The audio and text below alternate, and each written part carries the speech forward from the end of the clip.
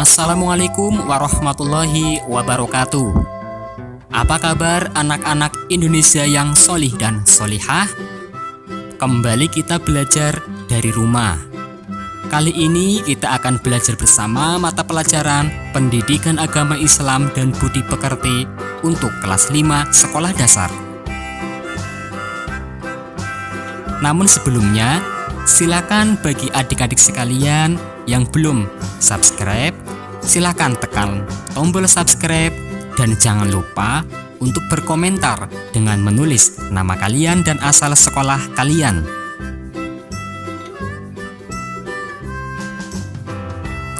Baiklah anak-anak sekalian, sebelum memulai belajar bersama kita kali ini, terlebih dahulu kita berdoa kepada Allah, semoga kita diberi kemudahan dalam belajar serta mendapatkan ilmu yang bermanfaat.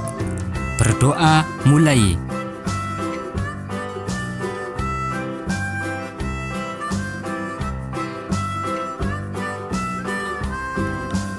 Anak-anak yang solih dan solihah, pada materi pertama di pertemuan kali ini kita akan belajar bersama tentang surat At-Tin.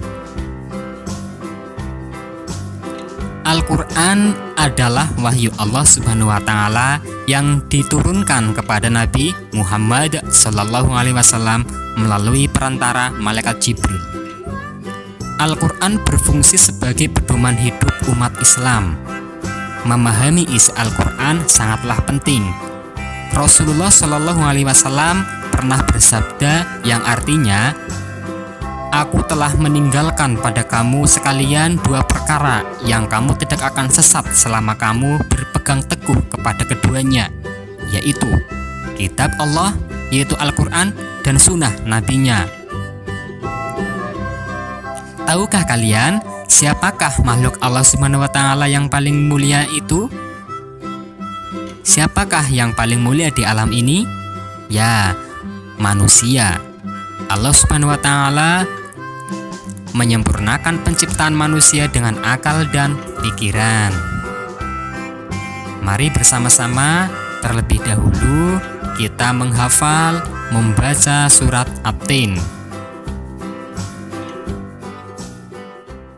Bismillahirrahmanirrahim. Wat-tini waz-zaytun وطور سينين وهذا البلد الأمين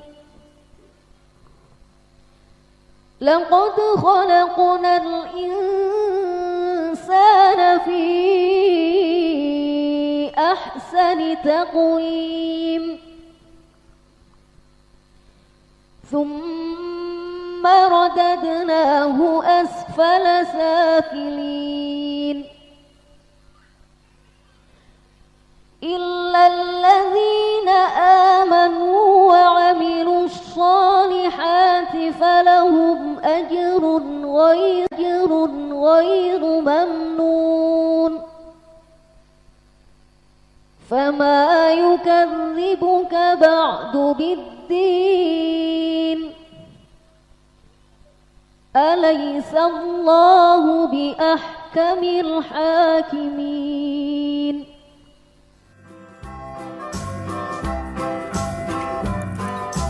Makna kandungan surat At-Tin.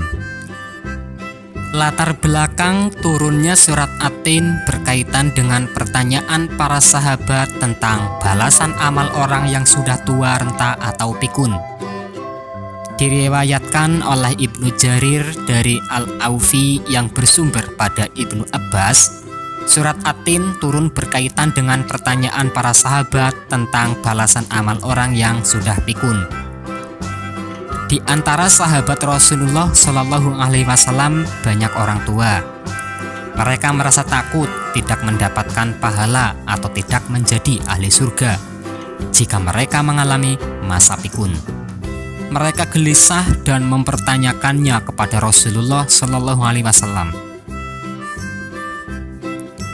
Melalui surat At-Tin ini, Allah Subhanahu wa taala menegaskan bahwa amalan orang yang beriman dan beramal saleh, pahalanya akan selalu mengalir terus-menerus meskipun orang tersebut mengalami masa pikun.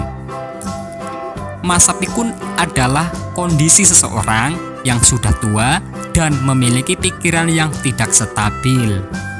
Sifat pikun biasanya ditandai dengan sering lupa. Misalnya dalam amal ibadah, orang pikun tersebut tidak ingat lagi waktu sholat atau puasa. Surat At-Tin juga mengajarkan kita bahwa Allah Subhanahu wa taala menciptakan manusia dalam bentuk yang paling baik. Allah Subhanahu wa taala mengingatkan manusia terhadap nikmat yang telah diberikan kepadanya. Semua itu harus selalu diingat agar manusia tidak terjerumus dalam kehinaan. Orang yang selamat dari kehinaan adalah orang yang selalu beramal sholih. Mereka akan mendapatkan kemuliaan di sisi Allah Subhanahu wa taala. Berikut kami sampaikan kandungan dari surat At-Tin. Ayat pertama, kedua, dan ketiga menyatakan sumpah Allah Subhanahu wa taala atas nama At-Tin, Az-Zaitun, dan At-Turi Sinin. Menurut sebagian ahli tafsir, Tin ialah tempat tinggal Nabi Nuh alaihi salam, yaitu kota Damaskus yang banyak ditumbuhi pohon tin atau aro. Tin adalah buah yang enak dan lembut, serta cepat dicerna. Ia menjadi obat yang banyak pemanfaatnya. Sedangkan zaitun adalah Baitul Maqdis, tempat suci kedua umat Islam yang berlokasi di Yerusalem atau Palestina, yang ditumbuhi pohon zaitun. Zaitun adalah buah yang memiliki keistimewaan karena kandungan minyaknya yang berlimpah, sehingga dapat dipergunakan di daerah yang kurang memiliki minyak.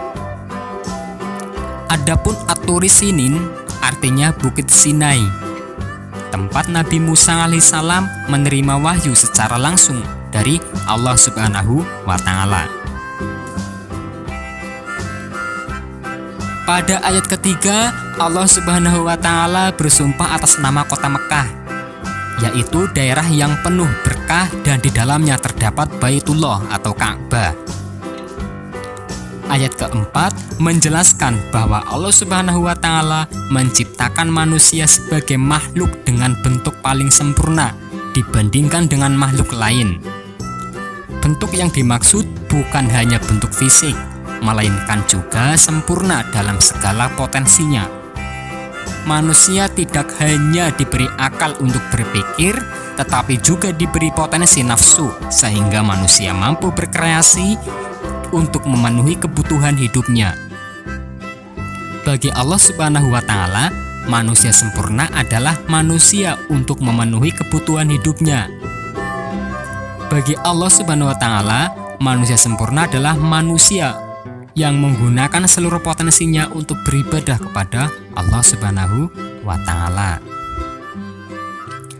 Ayat kelima dan keenam menjelaskan bahwa Allah Subhanahu wa taala menerangkan sebagian manusia yang menyimpang dan tidak menggunakan potensinya untuk beribadah yang akan ditempatkan di dalam neraka.